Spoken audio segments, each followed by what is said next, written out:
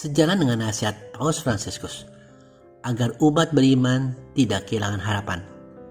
Selama bulan Kitab Suci Nasional tahun 2022, kita akan merenungkan dan belajar firman Tuhan bersama Nabi Amos dan Nabi Hosea tentang bagaimana menumbuhkan harapan untuk menangkis mentalitas keagamaan palsu, untuk melawan ketidakadilan, untuk mengenal kasih setia Allah, dan untuk mengenal Allah yang penuh kerahiman.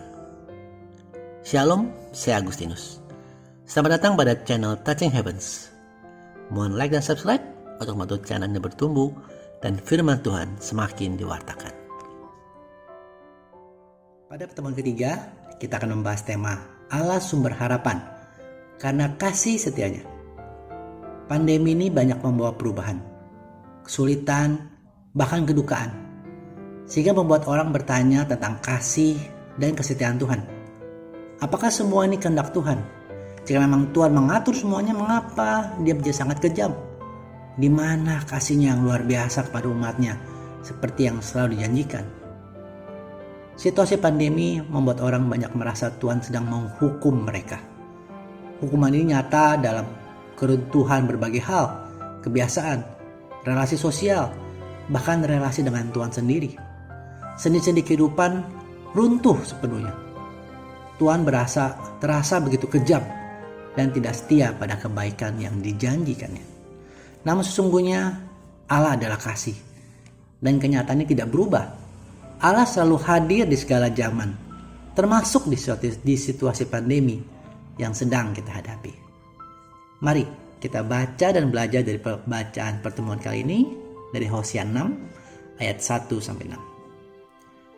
Mari kita akan berbalik kepada Tuhan, sebab Dialah yang telah menerkam dan yang akan menyembuhkan kita, yang telah memukul dan yang akan membalut kita. Ia akan menghidupkan kita sesudah 2 hari. Pada hari ketiga, Ia akan membangkitkan kita, dan kita akan hidup di hadapannya. Marilah kita mengenal dan berusaha sungguh-sungguh mengenal Tuhan. Ia pasti muncul seperti fajar. Ia akan datang kepada kita seperti hujan. Seperti hujan pada akhir musim yang mengairi bumi. Apakah yang akan kulakukan padamu, hai Efraim? Apakah yang akan kulakukan kepadamu, hai Yehuda? Kasih setiamu seperti kabut pagi, seperti embun yang hilang pagi-pagi benar. Sebab itu, aku telah meremukkan mereka dengan perantaraan nabi-nabi. Aku telah membunuh mereka dengan perkataan mulutku. Hukumku keluar seperti terang. Sebab aku menyukai kasih setia dan bukan kurban sembelihan, dan menyukai pengenalan akan Allah lebih daripada kurban bakaran. Nabi Hosea mengajak semua pendengarnya untuk mengenal Allah dengan sungguh-sungguh. Hal pengenalan akan Allah ini sangat penting, karena hanya dengan pengenalan yang baik dan sungguh-sungguh akan Allah, baru kita bisa melihat dan menyadari peristiwa-peristiwa ataupun tantangan yang kita hadapi, bahwa Allah senantiasa baik dan setia. Dituliskan dalam perikop ini kebaikan Allah dengan tindakan menyembuhkan, membalut, membangkitkan umatnya. Namun kita perlu ingat bahwa di ayat 1 ada 2 tindakan Allah sebelumnya, yaitu menerkam dan memukul. Apakah Tuhan jahat? Apakah Tuhan senang kita menderita? Tentu saja tidak. Dituliskan bahwa Tuhan telah menerkam dan yang akan, kita garis bawahi yang akan menyembuhkan kita, yang telah memukul dan yang akan membalut kita. Yang dimasukkan di sini adalah perihal pertobatan. Karena Allah membenci dosa, tapi sangat mengasihi pendosa, agar pendosa bertobat. Jadi Allah mengizinkan terjadinya hal-hal yang tidak enak seperti penyakit, kecelakaan, kedukaan, agar manusia bertobat. Namun ingat bahwa hal-hal menerkam, memukul inilah cara terakhir yang Allah izinkan. Karena sebelum mengizinkan hal seperti ini, Allah pasti sudah menegur manusia berkali-kali, menggunakan banyak cara, banyak kesempatan. Hanya karena manusia berkeras hati dan tidak bertobat, maka teguran Allah semakin keras dan akhirnya sampai pada tahap menerkam dan memukul. Semua karena kasih Allah yang tidak ingin jiwa pendosa binasa.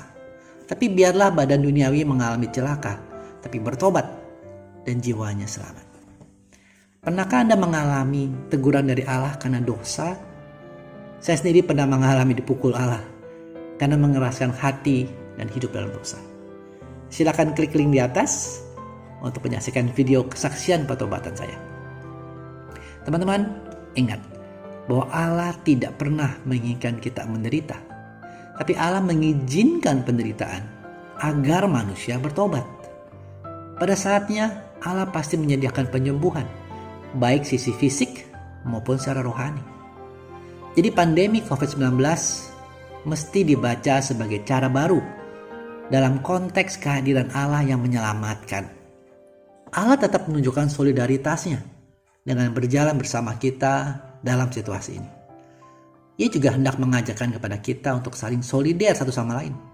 Karena itu, melalui Prekop ini, kita akan mendalami upaya meningkatkan solidaritas sebagai perwujudan dari ibadah kita yang sejati. Allah yang solider akan menjadi kelihatan melalui tindakan kita yang saling menolong dan memperhatikan satu sama lain. Dengan renungan ini, kita diingatkan kembali bahwa boleh jadi melalui pandemi ini, Tuhan sedang mengingatkan dunia, mengingatkan kita untuk bertobat karena keserakahan kita, karena bergeseran nilai-nilai kekudusan, dan karena bergesernya posisi Allah di hati kita. Allah tetap kasih, Ia pasti membalut dan memulihkan kita, asalkan kita mendengarkannya dan bertobat. Allah juga setia, Dia janji dalam firman-Nya bahwa keadaan yang sulit atau pukulannya tidak akan pernah melampaui kekuatan kita. Mari kita baca 1 Korintus 10 ayat 13. Pencobaan-pencobaan yang kamu alami ialah pencobaan-pencobaan biasa yang tidak melebihi kekuatan manusia. Sebab Allah setia, dan karena itu Ia tidak akan membiarkan kamu dicobai melampaui kekuatanmu. Pada waktu kamu dicobai, Ia akan memberikan kepadamu jalan keluar sehingga kamu dapat menanggungnya. Teman-teman, mari kita renungkan dan segeralah bertobat jika masih ada dosa langganan yang belum kita lepaskan. Dan juga ingat untuk meningkatkan solidaritas di antara kita agar semua bisa melewati situasi sulit ini bersama-sama. Karena itu hendaklah kita selalu peduli dan saling memperhatikan satu sama lain. Jangan sampai ada yang tertinggal atau dibiarkan sendirian. Semoga renungan ini bermanfaat bagi Anda dan terima kasih sudah menyaksikan.